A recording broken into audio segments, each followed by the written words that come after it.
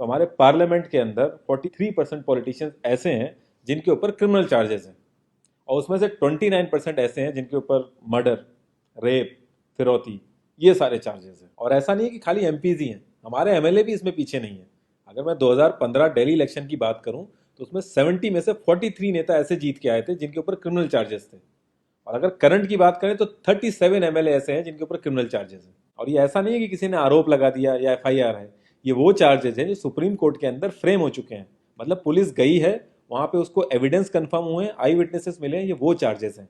ये प्रॉब्लम तो बहुत ही छोटी सी है कि पार्टीज क्रिमिनल्स को टिकट ना दें और लोग क्रिमिनल्स को वोट ना दें।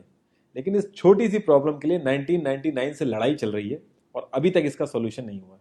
1999 में एसोसिएशन फॉर डेमोक्रेटिक रिफॉर्म, जिसे एडीआर नाम से ज़्यादा जानते हैं लोग, इन्होंने जो भी क्रिमिनल्स हैं पॉलिटिक्स में, इनके लिए एक पीआईएल डाली दिल्ली हाई कोर्ट में, और दिल्ली हाई कोर्ट ने उसको एक्सेप्ट भी कर लिया। जब दिल्ली हाई कोर्ट ने ये पीआईएल एक्सेप्ट की थी तो ये चीज़ वहीं ख़त्म हो गई थी। ये जो नेता जिन्हें हम जिता के लाते हैं ना, ये सब लोगों ने मिल के उस पीआईएल के अगेंस्ट में सुप्रीम कोर्ट में अपील कर दी। जब सुप्रीम कोर्ट से भी इनकी अपील खारिज हो गई तो हमें वो देखने को मिला जो हमने कभी नहीं देखा था, ये सारी पार्टियां एक हो गई। जब हमारे देश की सिक्योरिटी की बात आती है, उरी अटैक हो गया, बालाकोट हो गया, या हमले वाली सिचुएशन बनती है, तब भी ये पार्टियां एक नहीं होती। लेकिन इस चीज़ के लिए ये सारी पार्टियां एक हो गई थी, और ये सारी चीज़ें एक ही जगह आके फंस जाती हैं। इंडिया के कानून के हिसाब से जब तक किसी भी आदमी के ऊपर फाइनल जजमेंट नहीं आता तब तक वो बेकसूर है, और उसी चीज़ का फायदा उठता है। अगर कोई आईएएस पीसीएस की तैयारी कर रहा है और उसके ऊपर क्रिमिनल चार्जेस हैं तो उसे ऑफर लेटर नहीं मिलेगा। यहाँ तक कि क्लर्क की जॉब के लिए उसको दिक्कत आ जाएगी। लाखों कैदी ऐसे हैं जिन पर अभी जजमेंट नहीं आया है, जो अंडर ट्रायल है, उनको जेल में डाल रखा है। तो ये सारी चीज़ें जो एप्लीकेबल होती हैं सिर्फ पॉलिटिशियंस के लिए होती हैं, बाकी किसी के लिए नहीं। इतने बड़े सांसदीय क्षेत्र में पार्टियों के लिए इतना मुश्किल हो जा रहा है ऐसा कैंडिडेट ढूंढना जिसका कोई क्रिमिनल रिकॉर्ड ना हो। एडीआर की रिसर्च के हिसाब से क्रिमिनल कैंडिडेट के चांसेस 3 गुना ज्यादा होते हैं जीतने के क्लीन कैंडिडेट के मुकाबले। एक क्रिमिनल कैंडिडेट मनी और मसल पावर का परफेक्ट कॉम्बो बन जाता है। पार्टी के लिए फंडिंग इकट्ठी करनी हो, self financing, black money, campaigning के लिए फाइनेंस इकट्ठा करना हो, हर एक चीज में माहिर होते हैं। इसलिए पॉलिटिकल पार्टीज की ये पहली पसंद बन जाती है। पहले लोग इतनी डिमांड में नहीं थे, पहले वही भीड़ इकट्ठी करना, बूथ कैप्चरिंग, इन्हीं सब चीज़ों तक ये लोग लिमिटेड थे। लेकिन ये जैसे जैसे इनकी वर्सेटैलिटी बढ़ती गई, ये पॉलिटिकल पार्टीज की पहली पसंद बनते गए।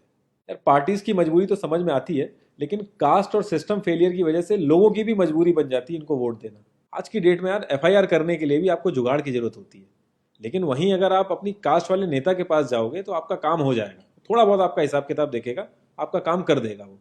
तो ये जो सिस्टम कमजोर है, ये मजबूर करता है लोगों को इन लोगों को वोट देने के लिए, और ये लोग पूरा ध्यान रखते हैं कि ये सिस्टम कभी स्ट्रांग ना हो। अगर तुम क्लोजली ऑब्जर्व करो तो हर नेता यही तो समझाने की कोशिश कर रहा है कि सिस्टम सारा खराब है, सिस्टम में ये कमियां हैं, और मैं तुम्हें इस सिस्टम से बचा लूंगा। और गरीबों के हक के लिए लड़ते लड़ते लड़ते वो खुद अमीर हो जाता है। यार जीतने का एक सुपर हिट फॉर्मूला है, एक एरिया डिसाइड करो, उस एरिया की कास्ट कैलकुलेशन कर लो, जो कास्ट मेजोरिटी में है उसका रॉबिन हुड टाइप या एक बाहुबली टाइप एक नेता खड़ा कर दो। जो सिस्टम काम नहीं कर पा रहा है वो काम तुम करने लगो, लोग तुम्हें वोट देने लगेंगे। इन केस अगर कोई ज़्यादा होशियार बन रहा है या लोगों में ज़्यादा समझ आ गई है तो एक छोटा सा दंगा करा दो, लोगों की मजबूरी बन जाएगा तुम्हें वोट करना। Centre for media studies CMS, इसके हिसाब से लास्ट लोकसभा जो 2019 का था उसमें 50,000 करोड़ से भी ज़्यादा पैसा इन्वॉल्व था। पूरे वर्ल्ड में इंडिया सबसे ज़्यादा पैसा खर्च करता है इलेक्शन में, यूएसए से भी ज़्यादा। तो यार तुम्हें क्या लगता है, इतना पैसा खर्च करके कोई जब आएगा तो वो रिटर्न ऑफ इन्वेस्टमेंट नहीं देखेगा? ऐसे ये सारी पार्टीज आपस में कितना लड़ती रहती हैं, कितने वैचारिक मतभेद हैं इनके आपस में, लेकिन जब भी ट्रांसपेरेंसी इन पार्टी फंडिंग की बात आती है ये सब लोग एक जैसा राग लापते हैं। ये लोग कभी भी पार्टी फंडिंग में ट्रांसपेरेंसी आने ही नहीं देंगे। एक बार जब ये लोग पावर में आते हैं ना तो पूरा का पूरा सिस्टम इनके हिसाब से चलता है, और जो पुलिस वाले इनके हिसाब से नहीं चलते ना उनका ट्रांसफर हो जाता है। 144 पुलिस ऑफिसर्स 1 लाख लोगों की सिक्योरिटी देख रहे हैं, और जब हमारे नेताओं की बात आती है तो 47,000 पुलिस वाले 14,842 नेताओं को सिक्योरिटी दे रहे हैं। अब बाहुबलियों को क्या जरूरत है सिक्योरिटी की? कभी किसी क्रिमिनल को देखा है जिसके आगे पीछे आईएएस पीसीएस पुलिस वाले जी हजूरी कर रहे होते हैं?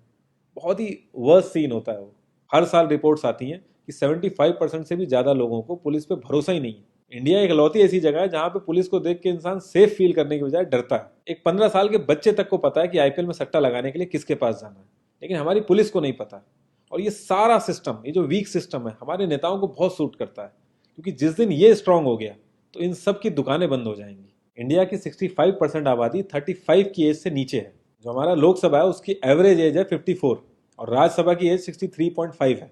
एक दो केस अगर छोड़ दें तो आम आदमी के लिए पॉलिटिक्स में घुसने का रास्ता नहीं है। अगर आप गूगल पे सर्च करोगे ना टॉप 10 यंग पॉलिटिशियंस, तो एक भी नाम उसमें ऐसा नहीं होगा जिसका कोई फैमिली से पॉलिटिकल कनेक्शन ना हो। आज़ादी के बाद से 0.5% से भी कम पॉलिटिशियंस ने अपने बच्चों को आर्मी में भेजा है। वहां नहीं भेजते ये लोग। हम लोग इनसे मैनिफेस्टो में डिमांड ही कहाँ करते हैं। हम तो बस रिलीजियस मुद्दे देखते हैं मैनिफेस्टो में और खुश हो जाते हैं। इंडिया ने ब्रिटिश पार्लियामेंट्री सिस्टम अडेप्ट किया और उसमें एक बहुत ही इंपॉर्टेंट चीज़ है शेडो कैबिनेट, वो हमने छोड़ दी। इसके बारे में बहुत ही कम लोगों को पता है और ये लोग हमें पता लगने भी नहीं देते। तो इसमें होता यह है कि अगर मैं फाइनेंस मिनिस्ट्री का ही एग्जाम्पल लूँ तो जो भी रूलिंग पार्टी का फाइनेंस मिनिस्टर है उसके पैरेलली एक ऑपोजिशन का भी फाइनेंस मिनिस्टर असाइन हो जाएगा और जो रूलिंग पार्टी का फाइनेंस मिनिस्टर है उसकी एक्टिविटीज़ को ऑपोजिशन का फाइनेंस मिनिस्टर लोगों तक पहुंचाएगा।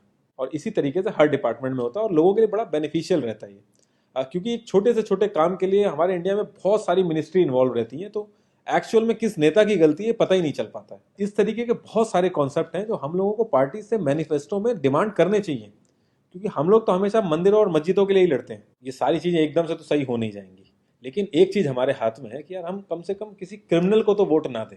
और ऐसा तो होता नहीं कि सारे के सारे लाइन से क्रिमिनल ही खड़े हो जाते हैं। हमें बस इतना करना है कि जो भी कैंडिडेट क्रिमिनल है हमें बस उसे वोट नहीं देना है, भले ही वो हमारी फेवरेट पार्टी का हो, भले ही वो हमारी कास्ट का हो। बस एक दो बार हमें ऐसे करना है, फिर इन लोगों को टिकट ही मिलना बंद हो जाएगा पार्टियों से। जितनी रिसर्च हम अपना मोबाइल फोन खरीदने में करते हैं ना, उसकी 10% रिसर्च भी अगर हमने अपने कैंडिडेट के बारे में कर ली तो ये क्रिमिनल जितने भी हैं पार्लियामेंट में नहीं दिखेंगे, ये वहीं दिखेंगे जहां इनको होना चाहिए। लास्ट में एक ही क्वेश्चन पे मैं इस कॉन्वर्सेशन को एंड करूंगा कि पॉलिटिक्स अगर समाज सेवा है तो सैलरी क्यों, और अगर नौकरी है तो एग्जाम और क्वालिफिकेशन क्यों नहीं।